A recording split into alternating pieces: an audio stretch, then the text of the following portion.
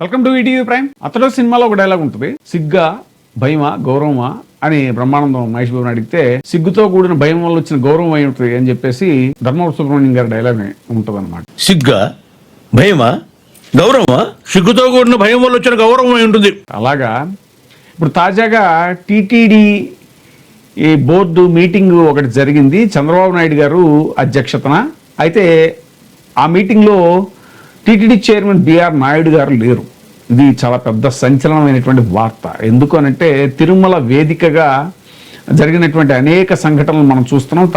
ఇటీవల బిఆర్ నాయుడు గారి మీద వచ్చినటువంటి కొన్ని ఆరోపణలు, లేకపోతే బయటకు వచ్చినటువంటి కొన్ని వీడియోలు అవి ఏవైతే ఉన్నాయో వాటి విషయంలో చాలా తీవ్రమైనటువంటి దుమారం రేగింది. సరే, ఆయన ఏదో వాటిని ఎక్కడ డిస్ప్లే చేయకూడదు, డిస్క్లోజ్ చేయకూడదు అవి అని చెప్పేసి ఏవో అన్నారు. మరి మీడియాలో ఆయన స్వయంగా ఒక మీడియా అధినేత, మరి మీడియాలో వచ్చిన వాటిని మాట్లాడకుండా ఎవరైతే ఉండరు. ప్రముఖమైన వ్యక్తుల గురించి వచ్చిన ఏదైనా సరే అది పబ్లిక్ వచ్చిన తర్వాత అది పబ్లిక్ న్యూస్ అయిపోతుంది. దాని గురించి మాట్లాడుకోకుండా కట్టడి చేయడం అనేటువంటిది ఎవరి వల్ల కాదు. సరే, వదంతులు అయితే ఎవరు వ్యాప్తి చేయకూడదు. ఇలా రకరకాల పరిణామాలు తిరుమల వేదికగా జరిగినటువంటి సందర్భంలో ఇప్పుడు తాజాగా చంద్రబాబు నాయుడు గారు ఏంటంటే ఆయన మనవడు దేవాంశ్ యొక్క పుట్టినరోజు సందర్భంగా తిరుమల వెళ్ళటం, స్వామివారిని దర్శించుకుని అక్కడ అన్నదానం అది కూడా చేశారు. ఆయన స్వయంగా వాళ్ళ కుటుంబం అంతా కూడా భక్తులకి వడ్డించటం అవన్నీ జరిగాయి.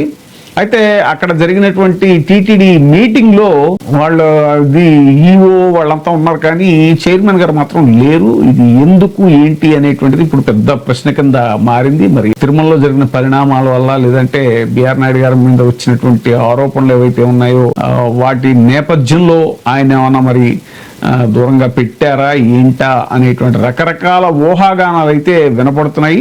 ఫోటోల్లో అయితే ఆయన లేరు, ఆ విషయం స్పష్టంగా తెలుస్తోంది. మరి వేటు పడిందా అనేలాగా ఒక చర్చ జరుగుతోంది.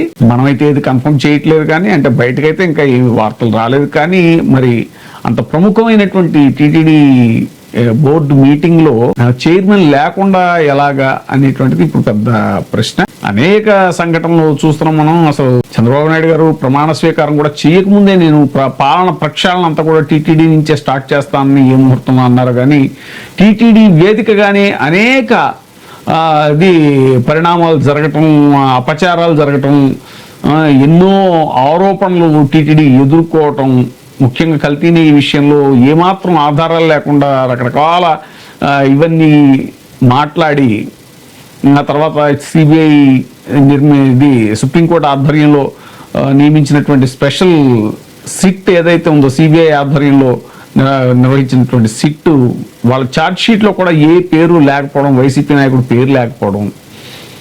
సో ఇదంతా కూడా ఒక బాగా తుడుచుకోలేని మరకలాగా, నెయ్యి మరకలాగా కూటమికి చుట్టుకుంది. అందులో డౌటే లేదు.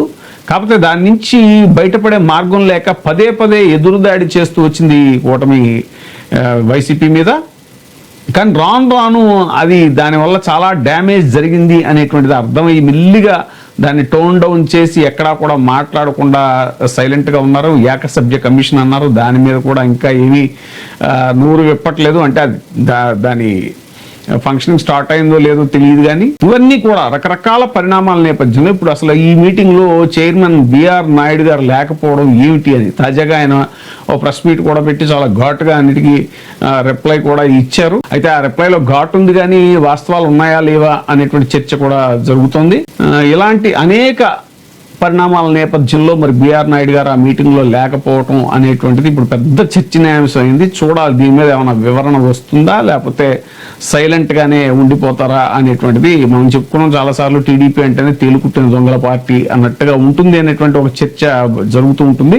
మరి ఆ విధంగా ఏదైనా కూడా వాళ్ళకి సమాధానం చెప్పుకోలేని ప్రశ్న ఎదురైనప్పుడు మౌనమే చాలా చక్కగా జారుకోవటం అన్నట్టుగా, ఆ మౌనమే దానికి పరిష్కారం అన్నట్టుగా మనం టీడీపీ వ్యవహరించడం అనేది మనం చాలాసార్లు చూస్తూనే ఉంటాం. మరి ఈ విషయంలో కూడా ఎలా స్పందిస్తారో భవిష్యత్తులో చూడాల్సింది. ఇప్పుడే సబ్స్క్రైబ్ చేయండి, లైక్ చేయండి, షేర్ చేయండి. ఈటీవీ ప్రైమ్, నీ ఉత్తమాభిరుచుల సమ్మేళనం.